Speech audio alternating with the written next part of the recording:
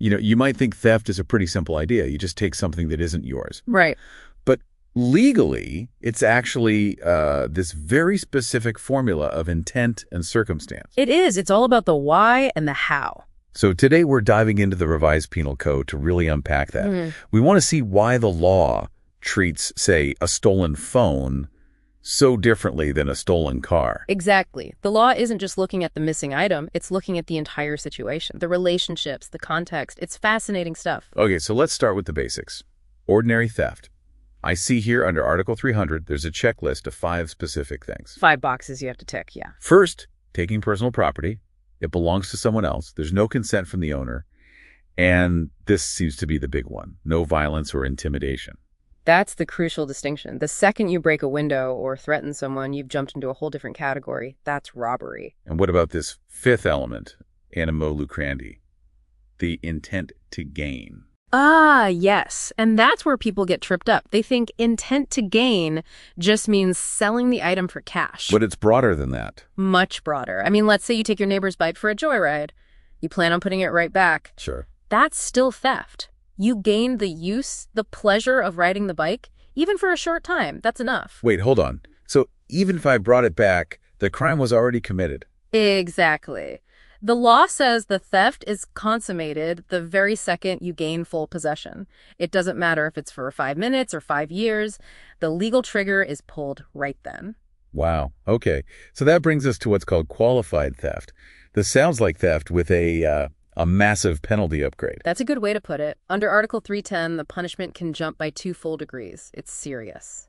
And this happens when the who, when, or what of the crime changes things. For example, if it's a domestic servant stealing from an employer. Or if there's a grave abuse of confidence. Think of a trusted employee or friend. The law sees that betrayal of trust as a major aggravating factor. Right. And it's also qualified if it happens during a calamity. A flood, a fire. Yes, because the victims are at their most vulnerable. The law sees stealing from someone in that situation as predatory. I'm also looking at the list of specific items that trigger this. It's not just jewelry or cash. It's motor vehicles, mail, large cattle, even coconuts and fish. And that tells you something, doesn't it? The law is protecting the lifeblood of a community. Rural livelihoods, essential transport. It's about protecting the economy itself. But theft isn't always, grabbing a bag and running. There are these special forms, too. Oh, absolutely. For instance, if you find a lost wallet and you just keep it, you don't try to find the owner or turn it into the police. That's legally theft. That's theft. That's a huge one for people to remember. And then there's fencing. Right. You might not have been the one to snatch the phone, but if you knowingly buy it or sell it, you're part of that criminal ecosystem. The anti-fencing law makes you just as liable. So no matter the type of theft, the penalty really comes down to the price tag, doesn't it? It does. Article 309 lays out a whole sliding scale. For items under 500 pesos, you're looking at arrest domare, which is a pretty short-term sentence. A few months, usually. But it scales up very, very quickly. For property valued over 2.2 million pesos, you could be looking at prison mayor. And that's what, 6 to 12 years? And with qualified theft, it can go up to 23 years. A huge jump. It's a massive jump. It shows that the law views the economic impact as a primary factor, but it's also about protecting something less tangible. What's that? The invisible threads of trust that hold a society together. That's a great point to end on. So as you think about all this, consider why the legal system punishes the betrayal of trust so harshly, the domestic worker, the trusted friend. It suggests that, in the eyes of the law, stealing someone's confidence is just as serious as stealing their property. Why do we value that bond so much that breaking it adds years to a prison sentence? Something to think about. So you think you know what theft is, right? Somebody takes something that isn't theirs. Simple. But what if they were planning on giving it right back?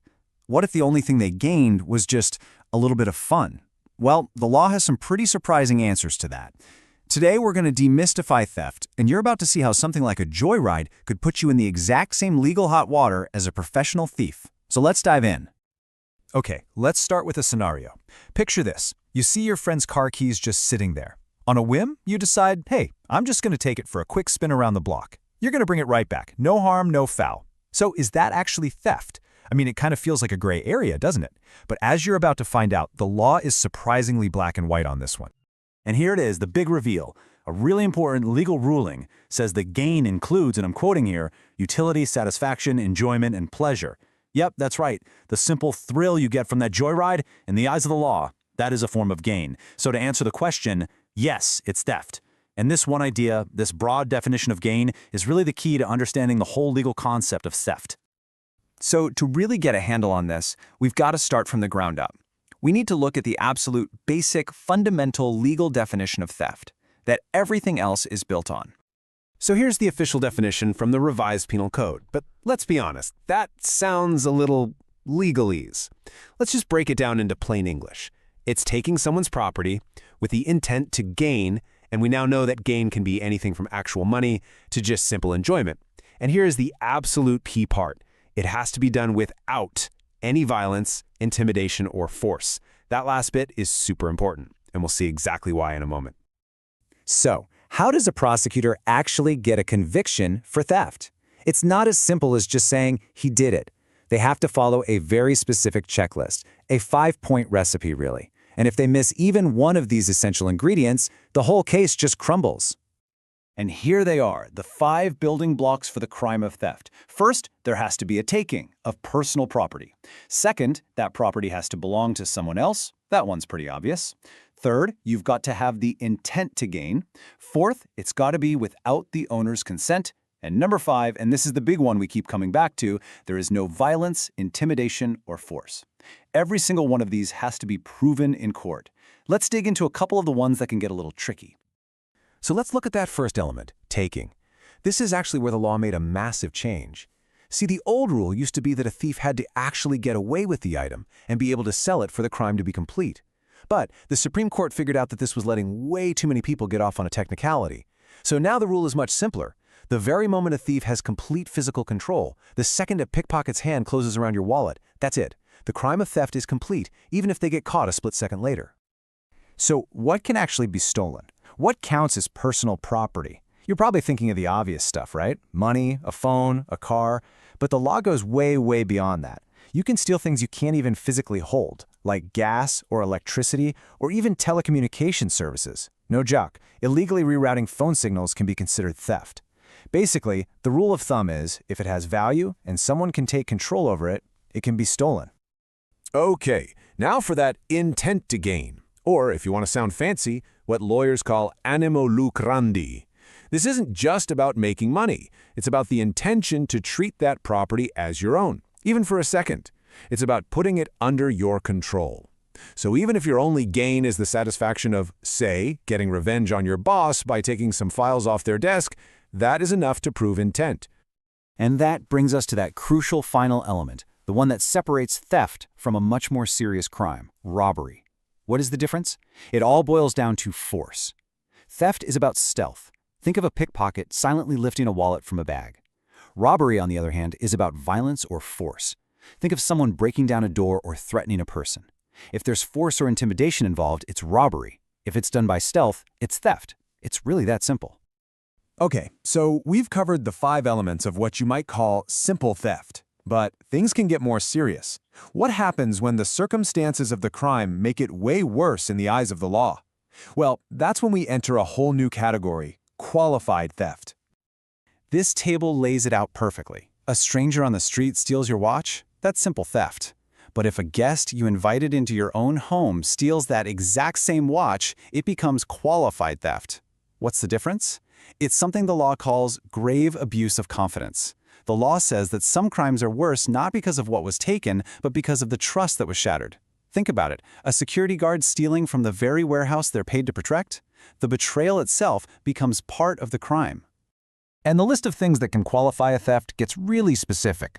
A domestic servant stealing from their employer? That's qualified theft. Stealing mail, large cattle, or even coconuts from a plantation? All qualified theft. And the law takes an especially dim view of anyone who tries to take advantage of a disaster, so looting during a fire or a typhoon is automatically bumped up to this more serious crime.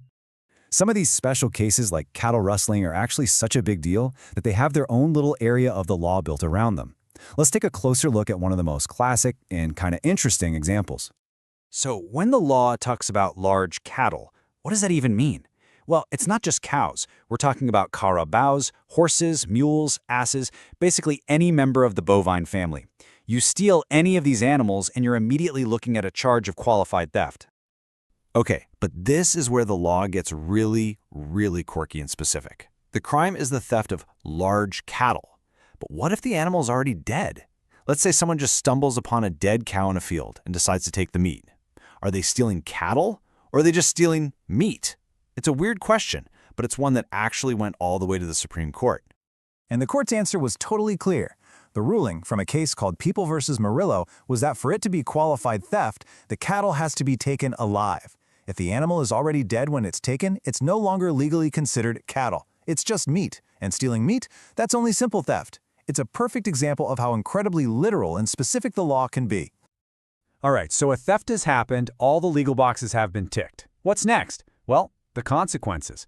And we're not just talking about consequences for the thief.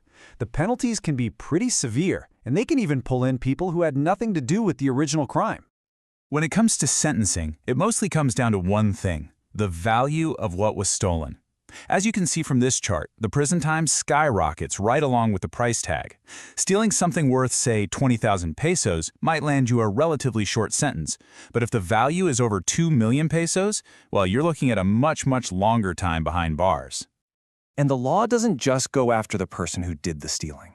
There's this whole separate crime called fencing, and it's aimed squarely at the people who create a market for stolen goods.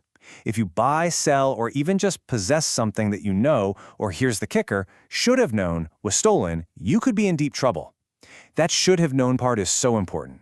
If you're getting a deal that seems way too good to be true, it probably is, and pleading ignorance isn't a defense. And that brings us to one last question, a final thought to chew on. We've seen how complicated and specific the law of theft can be. So let's put it to a real-world test. You're walking down the street and you find a wallet, and it is stuffed with cash. What do? We now know that just deciding to keep it is a form of theft. But where exactly is the line? At what point do you cross over from being a finder to being a thief? The law has an answer for that, but what does your gut say? Thanks for watching. I want you to visualize this scenario. It's one of those ethical tests that usually happens when you least expect it. You're walking through a parking lot. It's late, maybe a Tuesday night. The pavement is wet. The lighting is dim. You look down near your front tire, and you see something. Okay. It's a wallet. Leather. Looks expensive. You pick it up instinctively, right? Of course. You look around. No one. The coast is completely clear. This is the classic moral dilemma. The Yeah. angel on one shoulder, the devil on the other. Exactly. So you open it, no ID, no driver's license, no credit cards. But inside, there's a thick stack of cash wrapped in a rubber band. Let's say 20,000 pesos. You stand there for a minute. You look left, you look right. And then you slide it into your pocket. Right into the pocket. You get in your car, you drive home, and maybe you order a really nice dinner that night. You tell yourself, it's my lucky day. The universe provided. Finders keepers, losers weepers. It's the oldest rule on the playground. It feels almost like destiny, doesn't it? A gift from the cosmos. Right. But here's the question that defines our entire deep dive today. In that moment, as you drove away with that cash, did you commit a crime? Not just a bad choice. Not a moral failing, not a sin, but an actual jailable crime. And the answer, which might terrify some of our listeners, is a resounding yes. Wow. According to the source material we have in front of us today, specifically Article 308 of the Revised Penal Code, you didn't just find something, you became a thief. See, that stops me in my tracks. Because I didn't stick my hand in someone's pocket. No. I didn't break a window. I found it on the ground. But that is exactly why we're doing this deep dive today. We are unpacking the law of taking. We are. And we are going to realize very quickly that theft is a much, much bigger concept than just grabbing a person running. It seems so. We're looking at a syllabus on crimes against property, and it covers some truly wild territory. It really does. I was reading through the notes you shared, and the range of things you can steal is mind-blowing. We aren't just talking about wallets. We're talking about stealing electricity. Yeah. Right. Stealing international telephone calls. Stealing coconuts, which, by the way, is treated differently than stealing a goat. Yes, the famous coconut versus goat distinction. We will definitely get to that. I can't wait. It sounds funny, but there is a very specific economic reason for it. So here is the mission for this deep dive. We are going to move beyond the dictionary definition of stealing. We are going to dissect the legal anatomy of theft. We need to figure out, when is a crime actually finished? Can you steal something you can't touch? And why does the law care so much about intent, even if that intent is just to have a little bit of fun? It's a journey into the mind of the lawmaker. The law tries to draw a circle around ownership, and today we're going to see just how strictly that circle is guarded. Okay, let's unpack this. We're starting with Article 308, the anatomy of ordinary theft. The basics. If I'm a prosecutor and I want to put someone away for theft, what are the ingredients? Do I just need to prove they took something? It's a bit more precise than that. You have a checklist of 5 distinct elements. If you miss one, there is no crime. Okay, what are they? First, you need the taking of personal property. Right. Second, that property must belong to someone else. Obvious enough. Third, there must be intent to gain. And we'll talk about what gain means because it's not always money. Oh, okay. Fourth, it's done without consent. And fifth, and this is the big boundary line, it's done without violence or intimidation. Because if there's violence... Then you've crossed the border into robbery. That's a different beast entirely. Theft is the crime of stealth, not force. It's the silent crime. Got it. So let's zoom in on that first word, taking. In the legal notes, they call this asportation. Asportation, it sounds like a medical procedure, doesn't it? But it's the heart of the offense. It basically means moving the object. Now, this seems simple. I pick up your phone, I move it, taken. You'd think so. But the sources highlight a massive debate in the legal world about when the taking is actually finished. This is one of the most hotly contested debates in criminal law history. It's the question of consummation. At what exact millisecond does the attempt to steal become a completed theft? I would assume it's when I get away with it. That's the common sense view. Let's say I'm in a supermarket. I'm in aisle 4. I take a bottle of expensive wine and I slip it inside my jacket. Okay. But I'm still in the store. I haven't paid, but I also haven't left. Mm-hmm. If security stops me, did I steal it? Or was I just thinking about stealing it? For a long time, the law was actually on your side in that scenario. There was an old view based on a case called People versus Dino. Tell us about that. Because to a layperson, if I haven't left the building, I haven't really stolen it yet, right? Yeah. I could always put it back. That was the logic. The Dino case involved bulky goods specifically, boxes of goods being driven out of a compound. So not something you slip in your pocket. No, not at all. And the court originally said, look, until you get past the checkpoint, until you are out on the open road, you don't really have free disposition of the stuff. Free disposition. Meaning I can't do what I want with it yet. I can't sell it. I can't drink it. Exactly. If the security guard can still stop you, you don't really have it. You haven't fully stripped the owner of their control. That was the old theory. Okay. It implies that to be a thief, you have to be a successful thief.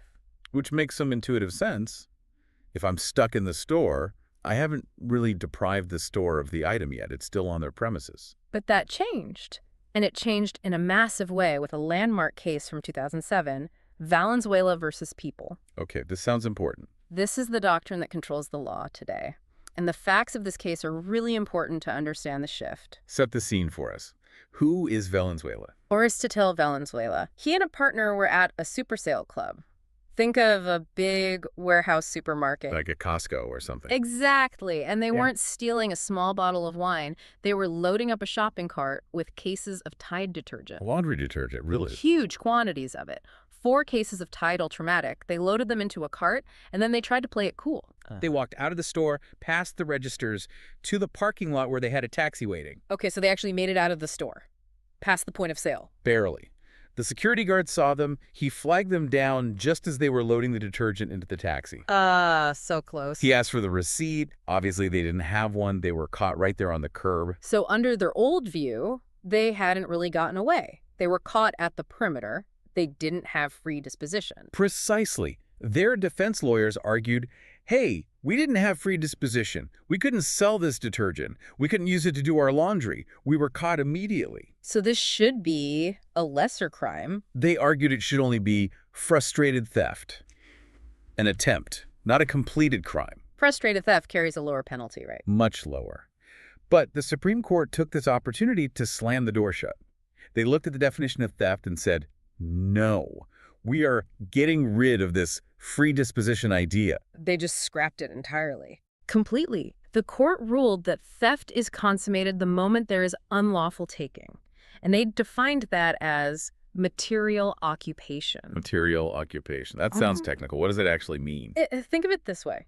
The moment Valenzuela took the detergent off the shelf and put it in his cart with the intent to steal. Right then. Right then, he violated the store's possession.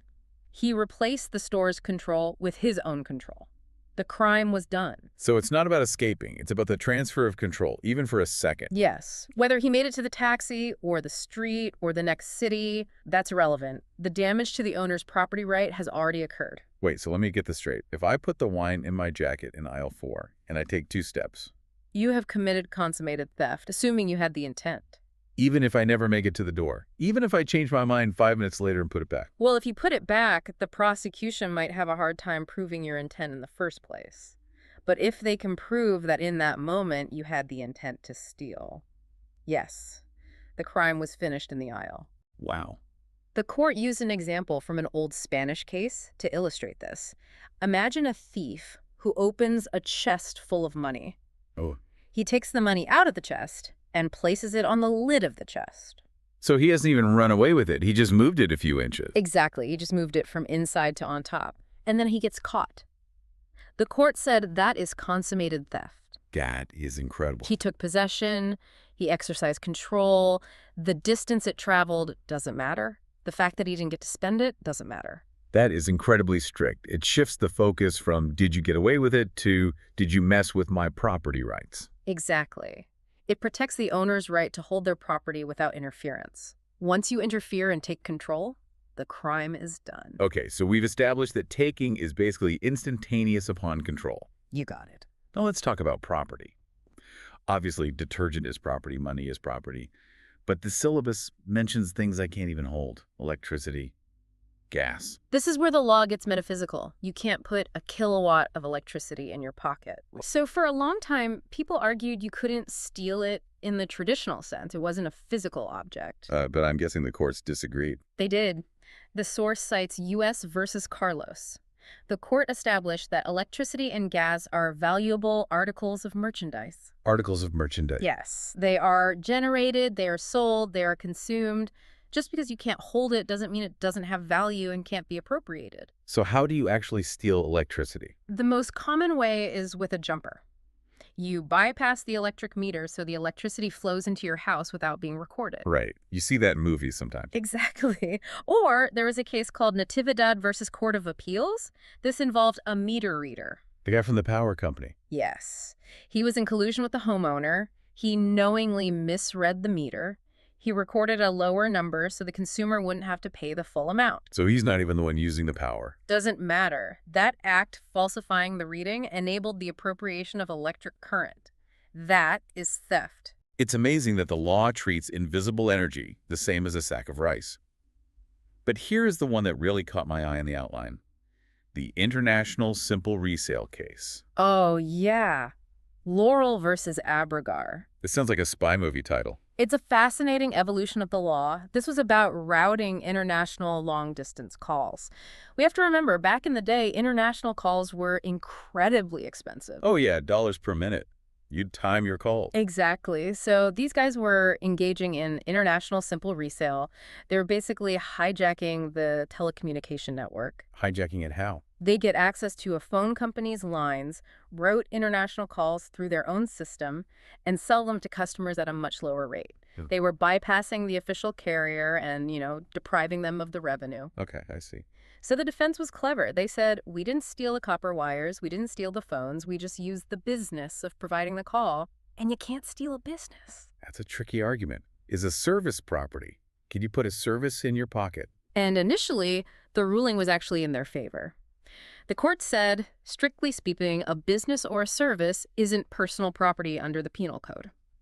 So they got off. Not for long. There was a reversal. The dissent in the original decision eventually became the ruling doctrine.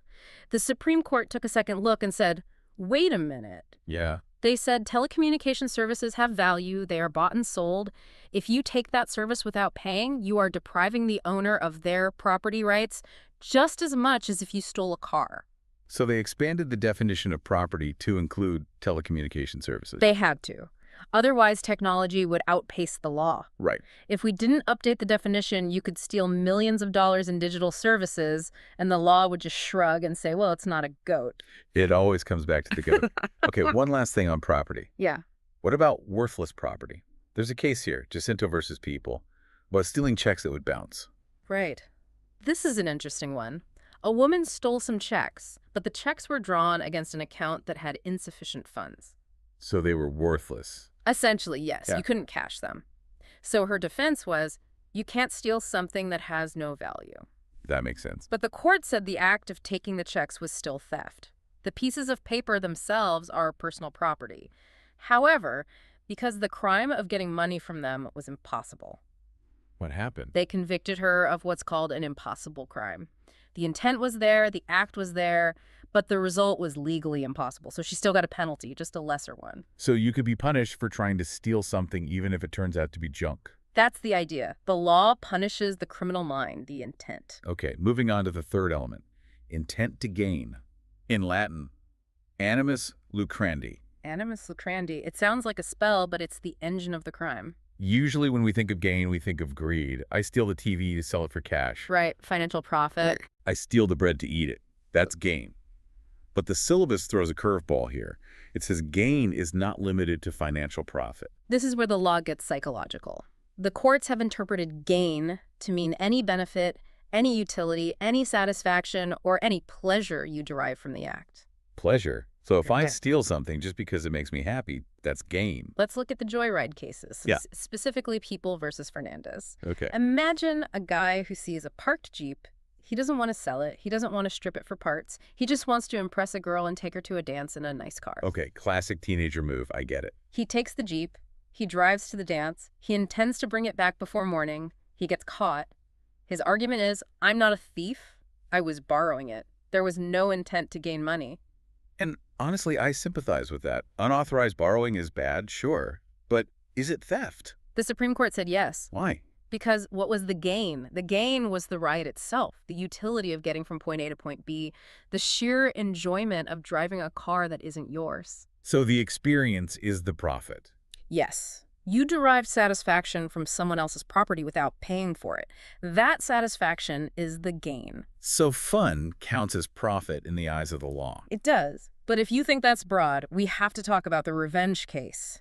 People versus Padilla. Oh, I saw this in the notes. This is the one that really scared me. This wasn't about a car. It was about an employee who hated his boss. Okay. He took some sensitive documents, not to sell to a competitor, not to use for himself. He took them solely to hand them over to government investigators to cause his boss legal trouble. So his entire motivation was spite. Mm-hmm. He wanted to see his boss squirm. Pure, unadulterated malice. He argued, where is the gain? I didn't make a peso off this. In fact, I put myself at risk. He probably thought he was being a whistleblower, or at least a karma dealer. But the court looked at animus lucrandi and said, the satisfaction of hurting your enemy, that is a form of gain. Oh my God. The pleasure of revenge satisfies the element of intent to gain. That is dark. The law is essentially saying that revenge is a commodity. It has value to the person taking it. That is the majority ruling. Now, to be fair to the legal history, there was a strong dissenting opinion in that case. Oh, there was. Yes. The dissent argued that we are stretching the word gain until it breaks. If hate is gain, then words have no meaning, but the majority ruling stands. So let's apply this to a prank. If I hide your phone for an hour just to watch you panic and I get a kick out of it. You have taken my property. Right. You have intent to gain the amusement of watching me panic. Okay. You have no consent. You have committed theft. I think a lot of people need to reevaluate their April Fool's Day plans after hearing that. Absolutely. The law doesn't have a sense of humor when it comes to property rights. Okay, let's hit the last element of ordinary theft quickly. Lack of consent. This is crucial. Robbery is against the will meaning force. Theft is just without consent.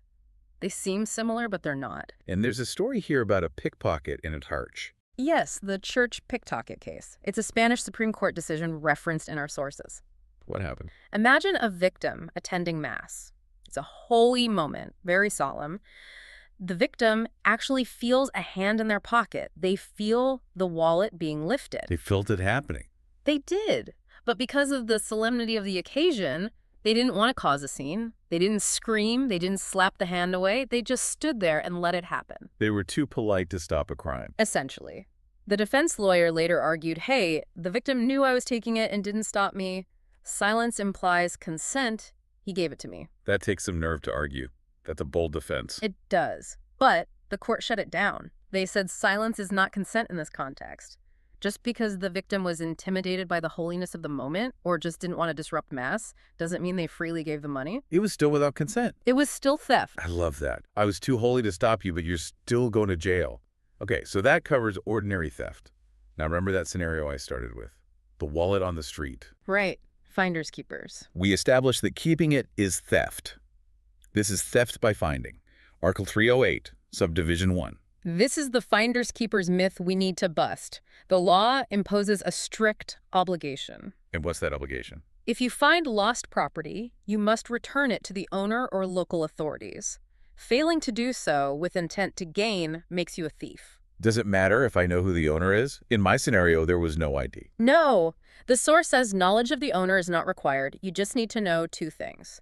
One, the property isn't yours. And two, it was lost. And lost has a specific meaning too, right? Lost is generic. It includes property that was stolen from someone else. So imagine a pickpocket steals a wallet, runs away, and then drops the wallet in an alley. You walk by and find it. So I'm finding stolen goods. In the eyes of the law, that is lost property. If you keep it, you are now a thief too. You are stealing from the rightful owner by not returning it. There's a case here involving a policeman that makes this even clearer. People versus Avila. Yes, this is a tragic case of betrayal. A citizen found a purse or some valuables and did the right thing. He handed it to a policeman, asking him to turn it in. That's exactly what you're supposed to do. You find a cop, you give it to him. Exactly. But the policeman kept it. He pocketed it. Oh, no. Later, when he was charged, he argued, wait, I didn't find the property. The other guy found it, so I can't be guilty of theft by finding. He's trying to get off on a technicality. Splitting hairs, the court wasn't having it. Good. They said when he accepted the property, he became a finder-in-law by voluntary substitution. He stepped into the shoes of the finder. And when he kept it, he committed theft. Wow. Higher standards for those in uniform. Now, I want to pivot to a really weird specific case in the outline. The cow case. Yes. People versus Murillo. This is under malicious mischief versus theft. This is a great example of how specific facts change the crime. So picture a farmer. He wakes up and finds his neighbor's cow is trampling his garden, eating his plants, destroying his hard work. I'd be furious. He was. So in a rage, he shoots the cow. Okay, that seems excessive, but I get the anger. What crime is that? Now, here is the fork in the road. If he just killed the cow and left it there to rot, that would be malicious mischief. The intent was just to destroy, to hate. But that's not what happened in Murillo. No. In this case, he killed the cow, and then he and his neighbors butchered it and ate the meat. They had a barbecue with the evidence. Like a barbecue. The moment they consumed the meat, the crime transformed. It became theft. Why? Specifically, it falls under a provision about removing or making use of the fruits or objects of damage caused. The intent shifted from just destroying the animal to gaining from the animal. So the lesson is, if you kill it, leave it. Yeah. If you kill it and eat it, you're a thief. Legally speaking, yes. Eating the evidence changes the nature of the crime. And while we are on the topic of animals and land, there is also a provision about hunting and fishing. Right. If you enter an enclosed estate, a fenced property where trespass is forbidden, and you hunt or fish without consent, that is theft. So you're stealing the wild animals on the property. You are stealing the fruits of the land. But there is a very important distinction here that leads into our next big section. Oh. If you are fishing in a fish pond or a fishery, that is not just simple theft. That gets upgraded to qualified theft. We're going to get to that. But before we do, we need to clear up the most confusing part of property law. The difference between theft, robbery, and estafa. Oh boy, the trifecta. Yes. To a layperson, these all just mean stealing. But legally, the lines are very sharp. Let's start with theft versus robbery. The determining factor is violence. Violence against persons, intimidation, or force upon things. Okay, give me a practical example, because sometimes violence happens during a theft. Let's go back to the pocket picking. If I dip my hand in your bag and take your phone without you noticing, that is theft. Right, stealthy. But let's say you catch me. I have the phone in my hand, I turn to run, you grab my arm, and I punch you in the face to break your grip. That has to be robbery. You just punch me. Actually, That is still theft. Why? But look at the timeline. The taking was already complete. I had the phone. The violence happened after the taking to secure my escape. So the crime of theft was finished before the punch. Correct. Now, I might be charged with physical injuries separately, but the property crime remains theft. Okay, so when does it become robbery? If I walk up to you, punch you in the face first so that you drop the phone, Yeah. and then I pick it up, that is robbery. The violence was the means to the taking. That is such a subtle timing difference. It is, and then there is force upon things. Breaking and entering. Right. Breaking a window to get into a house is robbery. But what about breaking a fence to steal a bowl? I'd say robbery. You broke the fence. Force upon things. You would be wrong according to U.S. versus Rosales. Why? A corral or a fence is not considered a building or a dependency of a building in the same way a house is. So breaking a corral to take a bowl is just theft. Poor bull. What about the chicken coop case? People versus Jaranella. Same logic. This happened in a yard. The thieves took roosters from a coop. The defense tried to argue it wasn't robbery because the coop wasn't a dependency of the inhabited house. And the court agreed. The court agreed. It was theft.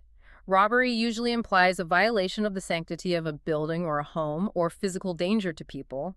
Taking chickens from the yard doesn't rise to that level of force upon things for robbery.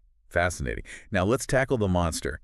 Theft versus estafa. Estafa is basically fraud or swindling, right? Yes. And this is where law students usually get a headache. The key technical difference is the type of possession. Okay. We have physical possession and juridical possession. Okay, we need to break this down slowly. Explain it like I'm 5. Okay. Physical possession is just holding something. Imagine a store employee. You hand them a shirt to check the price. They are holding it. They have physical control. Right. But do they have a right to that shirt? No. They are holding it on your behalf or the store's behalf. If they run out with it, it's theft. Got it.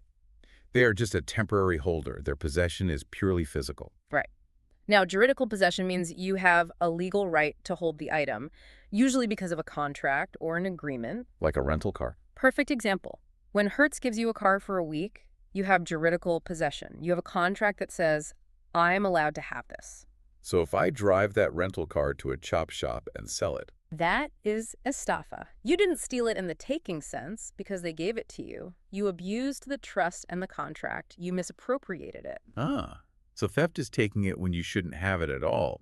Estafa is taking it when you were allowed to hold it, but you went too far. Precisely. But the line gets blurry. Let's look at the Goldsmith case, U.S. versus De Vera. This is a classic. What happened there? A woman gave a gold bar to a goldsmith, but, and this is the key, she gave it to him only to examine it. Just to look at it. Yes. She wanted him to weigh it, test it. She didn't hire him to make jewelry yet. So he's holding it. He's holding it, but then he runs off with it. The question is, did he have juridical possession? Did he have a right to hold it that would make this estafa? I would assume so. She gave it to him willingly. The court said no. Because the purpose was purely for examination, he only had physical possession. He was like the store clerk holding the shirt. He had no right to do anything else with it. Exactly. Therefore, when he ran, it was theft. Wow. But if she had said, here, take this gold and make me a ring by Tuesday. Then he would have juridical possession for the purpose of doing the work. If he ran off then, it would be estafa. That distinction is razor thin. It's all about the nature of the agreement. It is. There is also the pawning husband case. Okay. A wife had some jewelry that she was holding as a pledge. Someone owed her money, so she was holding their jewelry as collateral. She was a pledgee. Right. Her husband took that jewelry and pawned it to pay his own debts. Sounds like theft. He took his wife's collateral. The court said no theft. No. Why not? Because they were living together, he had access to the house and the items. There was no taking in the legal sense because the possession was shared, or at least accessible. So because he didn't have to break in to get it, it's not theft? Essentially, there was no unlawful taking from her possession because he already had lawful access to the place where it was stored. It was a civil liability issue, maybe estafa, but not theft. That's complicated. Okay, let's move to the heavy hitters. Section 4, qualified theft, Article 310. This is where the penalties jump up, right? Yes, 2 degrees higher. This is serious business. If simple theft gets you 6 years, qualified theft could get you 12 or more. It happens when there is a violation of strict confidence or when specific types of property are stolen. The first category is domestic servants. If a domestic servant steals from their employer, it is always qualified theft. No questions asked. And the logic there is the trust. Absolutely. The law presumes a high level of trust in someone you let into your home to live and work. You sleep under the same roof. If they steal, it's a deeper betrayal. What if it's just a roommate or a housemate? Housemate is different. Living together doesn't automatically create that service relationship. So stealing from a roommate might just be simple theft unless you can prove grave abuse of confidence. Grave abuse of confidence. That sounds dramatic. It refers to a betrayal of a special trust. For example, the guest case, Mariano versus People. What happened? A family let a man sleep in their house out of pure charity. He had nowhere to go. They fed him, gave him a bed. While they were asleep, he stole from them. That is low. So low. The court agreed. That is qualified theft. You abused their hospitality and the access they gave you. It's a betrayal of the kindness. Precisely. Similarly, in People versus Tandutko, there was a private secretary. Her boss entrusted her with money specifically to deposit at the bank. So she had the money legitimately for a specific purpose. She had physical possession, but she was entrusted with it. When she kept it, it was qualified theft because of the confidence reposed in her position. Right. But, and here's the nuance, what if a janitor steals? Or a laborer on a construction site? Good question. If a janitor who is not entrusted with money just grabs a wallet off a desk while cleaning, that is likely simple theft. Not qualified. Probably not, because there was no specific confidence reposed in him regarding that wallet. He just took the opportunity. It's about the relationship, not just the location. Now we have to talk about the list of specific protected properties. This is where the coconut comes in. Yes. Article 310 lists specific items that, if stolen, automatically make the crime qualified theft. Coconuts are on that list. Why specifically coconuts? Why not mangoes or bananas? I just don't get it. The case People versus Isnane explains this. It's about economics and practicality. Think about a coconut plantation. It's vast, it's open, it's often unfenced. Right, it's impossible to watch it all. You can't put a guard in front of every tree. The industry is massive for the Philippines, but the product is incredibly exposed. So it's vulnerable. Exactly. To deter thieves, the state made the penalty much harsher. If you steal a coconut from a plantation, whether you pick it from the tree or pick it up off the ground, it is qualified theft. That is wild. So stealing a coconut carries a heavier penalty than stealing a watch from a department store. In many cases, yes. Because of that industry protection, the same applies to fish taken from a fish pond. Right, we mentioned that earlier. A fish pond is different from a river. A fish pond is an investment. It's an industry. It's enclosed. Stealing from a river is one thing. Stealing from a commercial fish pond is qualified theft. Also on the list, mail matter. Mail. If you steal mail, especially if you are a postal clerk, it is qualified theft. What if I'm not a clerk? Even a private individual. If I see your mailman drop a letter and I pick it up and take the money order inside, that is qualified theft. The sanctity of the mail is highly protected. It seems like the law protects things that are vulnerable or essential to the infrastructure. That's a great way to put it. Vulnerability and economic impact drive these penalties. Speaking of economic impact, let's talk about cars. Section 5, modern commodities. We have theft of motor vehicles in the Penal Code, but we also have the Anti-Carnapping Act. What's the difference? This is a common point of confusion. Article 310 lists motor vehicles, but later, Congress passed the Anti-Carnapping Act, which is a special law. Usually, the special law overrides the general law. So is car theft carnapping or theft? The Supreme Court clarified this in People versus Bastanera. Basically, theft under the Penal Code now only applies to vehicles that are exempt from the carnapping law. What vehicles are exempt? What's not a car?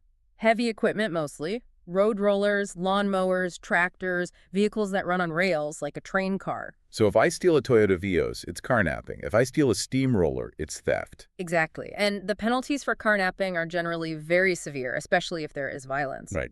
But there is an interesting twist called a sham sale. Yes. What's that? Let's say you buy a Jeep. You sign a deed of sale, but the deed is fake, or the check bounces, or the whole transaction is a fraud. You take the Jeep. You might argue, this is a civil dispute. I bought it. Talk to my lawyer. The check is in the mail. The court says no. If the sale was a sham, the taking is illegal. It constitutes theft or carnapping. You can't contract your way out of a crime if the contract is a lie. Now, the moment I have been waiting for. The goat. We talked about cattle rustling. Yes, Presidential Decree 533. It punishes the taking of large cattle. Cows, caribous, horses. Mules, asses. The law is specific, but in People v. Nazareno, the question was, is a goat large cattle? I mean, compared to a chicken, a goat is large. But compared to a cow, The court ruled that goats are not included in the definition of large cattle. so they're just cattle, not large cattle. Exactly. Therefore, stealing a goat is simple theft, not cattle rustling. So if you are the thief deciding between a cow and a goat, legally speaking, the goat is the safer bet. The penalty is significantly lower. It's a quirky outcome of how the law defines terms. And what about high grading? I saw that term. It sounds like something from school. It's actually about gold theft, PD 581. In mining camps, employees sometimes steal pieces of gold-bearing ore or rocks. This is called high grading. Putting a gold nugget in your boot. Right. The law makes possession of that ore prima facie evidence of theft. You don't have to catch them chipping it off the wall. The burden of proof shifts. It does. If they have the high-grade ore and they aren't authorized, the presumption is theft. It forces the employee to prove they didn't steal it. Similar to the electricity tampering laws. Exactly. PD 401 and RA 7832. Possession of a jumper or a tampered meter creates a presumption that you are stealing electricity.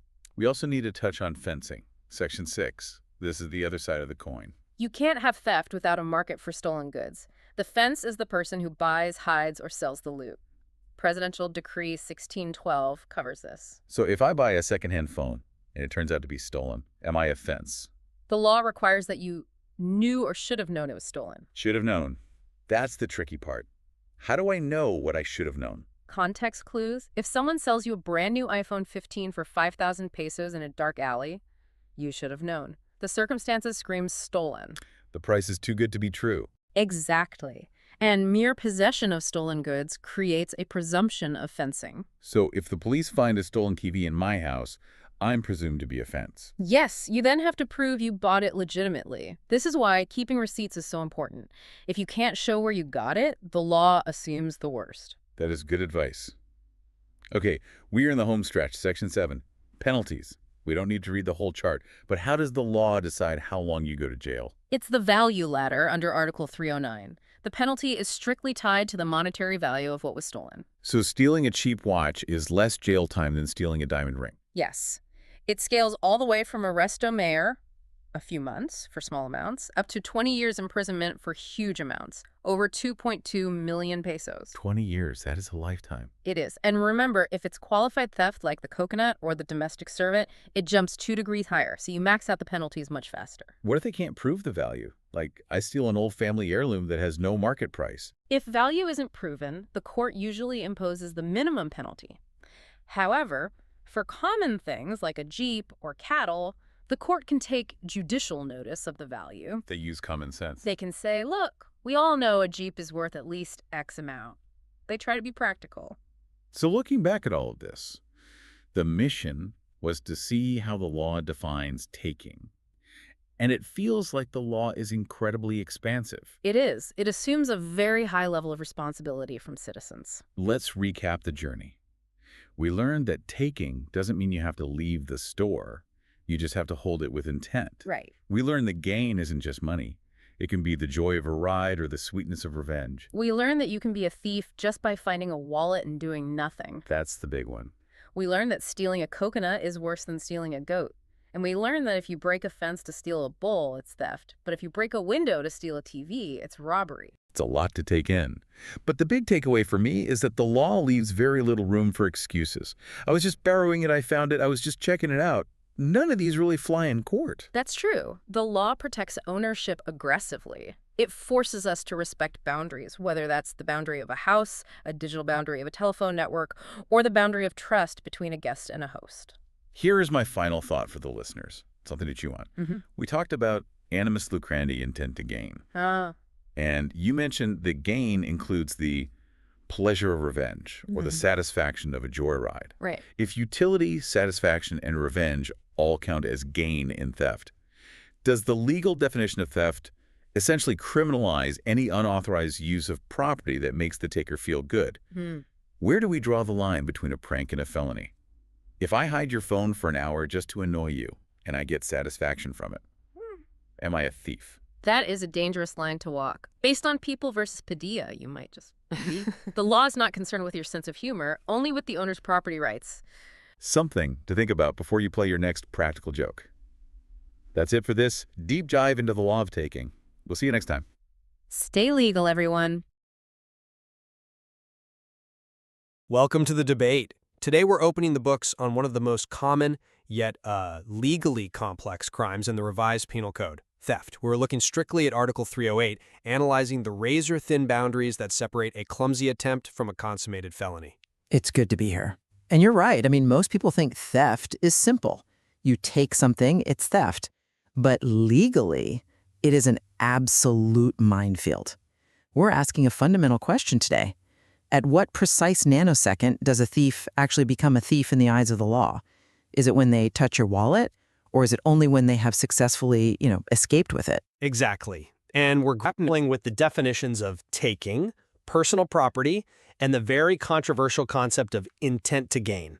So I'm here to argue for the strict controlling doctrine. My position is anchored in the landmark ruling of Valenzuela versus People. I contend that the moment there is material occupation, the moment a thief holds the item, the crime is done. It simply doesn't matter if they get away. And that is where we're going to clash. I'm taking the position of the nuance, the history, and the dissenters of the past. I'll be referencing the logic in cases like People versus Dino to argue that true theft, it should require free disposition. If I grab your phone, but I'm tackled 1 second later, have I really stolen it in a functional sense? I don't think so. And I'm also worried that the law has expanded the definition of gain so far that it's losing its meaning. Well, let's lay out the groundwork then. The integrity of private property, it really relies on a predictable, rigid definition of taking. Under Article 308, theft is the taking of personal property, without consent, with intent to gain, and without violence. Now, the critical friction point is that taking. I rely on the doctrine established in Valenzuela versus People in 2007. The Supreme Court was definitive and, frankly, very practical. They ruled that theft is consummated the moment the offender takes full possession of the thing. It does not matter if they have the opportunity to dispose of it. If I pick up your laptop with the intent to steal it, I have violated your right of ownership. The injury to you is complete because your possession has been severed. See, I view that as a legal fiction that ignores reality. My stance is based on a more functional approach to criminal law. We have to look at the ability to act. I argue that if a thief cannot actually use, sell, or, enjoy the item they took because they were immediately caught, the theft isn't complete. It's merely frustrated. I'm looking at the logic found in older jurisprudence and Spanish commentators like Viada. They argued that taking implies the power of disposition. If I'm holding a box of stolen goods, but a security guard has a gun trained on me before I leave the room, I don't have free disposition. I'm holding it, yes, but I am not free to do anything with it. Punishing that as a completed crime, it just blurs the line between an attempt and a result. Let's dive right into that scenario, because the checkpoint is the classic law school hypothetical that actually happened. You're referring to People versus Dino, correct? Right. This is the case involving a truckload of bulky goods. The offender drove the truck, but was stopped at the gate by security, the checkpoint, before he could leave the premises. The Court of Appeals, relying on that older free disposal theory, said, look, he never got out, he never had the chance to sell these goods or do anything with them. The theft was frustrated, not consummated. And that makes perfect logical sense to me. He failed to get away with it. It makes narrative sense, but it fails legal scrutiny. The Supreme Court in Valenzuela looked back at Dino and essentially said this was wrong. They pointed out that Article 308 of the Penal Code says nothing about free disposition. It doesn't say theft is taking property and successfully leaving the building. It just says taking. But taking implies a successful removal, doesn't it? I mean, if the process of taking isn't finished, how can the crime be finished? No, it implies distinct possession. Let's look at a different scale. People versus Sobrevilla. This is a visceral example. You have a pickpocket in a crowded public market. He manages to abstract, that's the legal term, abstract a pocketbook containing 12 pesos from a victim's trousers. But he's clumsy. He's caught immediately. He has the wallet in his hand for maybe 2 seconds. He had absolutely no time to spend that 12 pesos.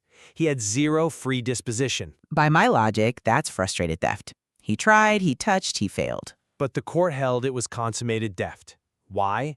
Because for those few seconds, the wallet was in his hand. The victim no longer had it. The violation of the victim's property right was absolute. If we follow your free disposition logic, we create a chaotic timeline. How long does he need to hold it? 10 minutes? Until he buys a soda?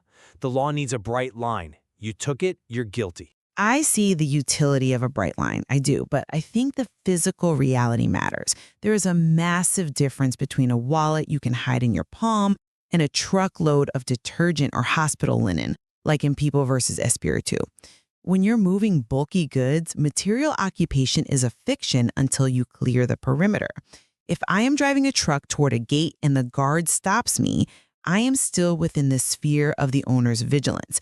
I haven't effectively taken anything away yet because the owner, through the guard, still controls the exit. But you control the truck.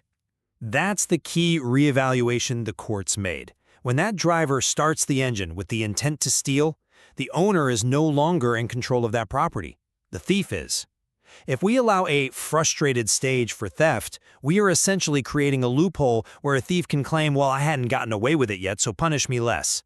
The law says the moment you sever the owner's possession, the crime was done. The getting away part is just the aftermath. I think we're going to remain divided on the physical act. You want a bright line for enforcement. I want a realistic line for culpability. So let's pivot to the mental state. The law requires animal lucrandi, intent to gain. You claim this is presumed from the act of taking. But I'm deeply concerned that gain has been interpreted so broadly that it includes things that have nothing to do with profit. It has to be broad. If we limited gain to just financial profit, we would leave a massive amount of criminal behavior unpunished. Gain is any utility, satisfaction, or enjoyment. Look at People versus Santos. This is the classic joyride case. Someone took a government car, they didn't sell it, they didn't strip it for parts. They just drove it around to learn how to drive. The defense said, no intent to gain, we didn't make a peso. The court disagreed. The gain was the utility, the pleasure of driving. A joyride I can understand. You are using the car. But what happens when the motive is completely different? What if it's altruistic? Altruism is a gain. In People versus Santos, the accused stole building materials. But he didn't use them. He gave them to a friend. He argued, I didn't gain anything. The court held that the satisfaction of giving, of being the generous friend, using someone else's property, is a real, tangible gain. That's a beautiful philosophical point, but let's take it to the dark side. People versus Padilla. This case keeps me up at night regarding legal definitions. An employee took documents from his employer. He didn't sell them, he gave them to government investigators. His motive was pure revenge. He wanted to see his employer harassed and investigated. The court found intent to gain in the satisfaction of taking revenge. And legally that holds up. He wanted a result, his employer suffering, and he used the employer's property to get it. That is utility. But isn't that a category error? The dissent in Padilla makes this crucial point. Animo lucrandi historically signifies una vil codicia, a vile greed. That is the root of theft. If I burn your car because I hate you, that's arson. If I scratch your car, it's malicious mischief. But if I take your documents to hurt you, suddenly it's theft?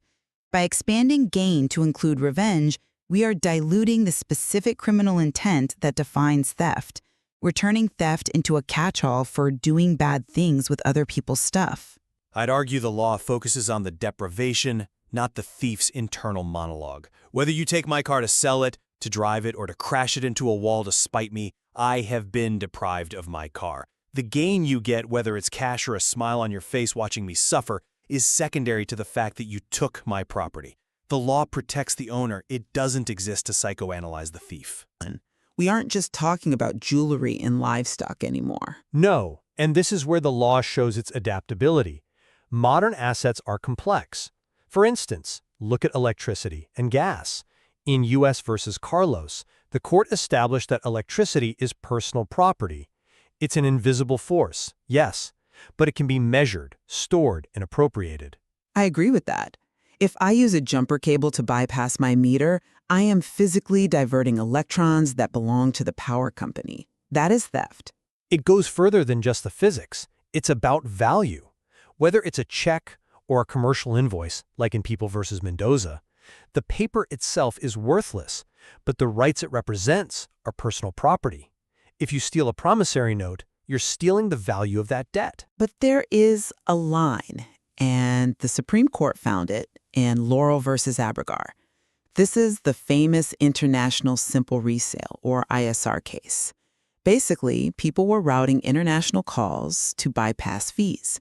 The prosecution argued this was theft of telecommunication services and theft of the business. And initially, the court agreed.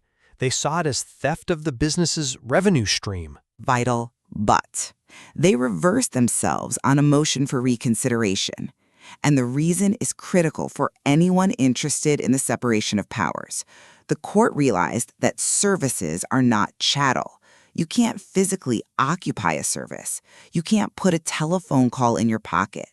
More importantly, the Revised Penal Code didn't include services or business in the definition of personal property. The court rightly admitted that if they expanded the definition to include services, they would be engaging in judicial legislation. They would be writing the law, not interpreting it. I respect Laurel for that restraint. It's a good check on the system. It basically said, if you want stealing services to be a crime, Congress needs to pass a law saying so. But generally, outside of that edge case, the trend is clearly towards protecting value, regardless of form. I want to shift gears to the actors involved, because who steals is just as important as what is stolen. We need to discuss qualified theft under Article 310. This is where the penalties skyrocket, particularly for domestic servants. It is, but the rationale is sound. In People versus Evangelista, you had a houseboy who stole a relatively small amount, about 42 pesos. Because he was a domestic servant, the crime was automatically elevated to qualified theft. The logic is that by letting someone into your home to live with you, you're extending a level of confidence. Breaking that confidence aggravates the crime. But we have to be careful with labels. Just because someone is in your house doesn't make them a domestic servant in the eyes of the law. Look at People versus Cullis.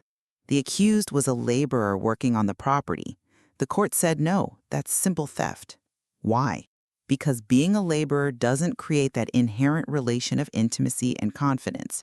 Or People versus Colexong, a housemate. Just because I rent a room in your house doesn't mean I have your confidence legally. I concede on the laborer's distinction, but the law is specific. For a domestic servant, the grave abuse of confidence is presumed. Article 310 uses the word or.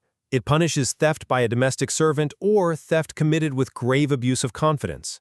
If you're a servant, you're qualified, period. If you aren't a servant, say a visitor or a laborer, then the prosecution has to prove you abused a specific trust. Exactly like in People versus Valdelon. That guy was a confidential clerk who knew the combination to the safe. He used that specific entrusted knowledge to steal. That is grave abuse of confidence. It's very different from a delivery driver seeing a wallet on a table and grabbing it. That's just opportunity, not abuse of confidence. Speaking of opportunity, we have to touch on the special classifications.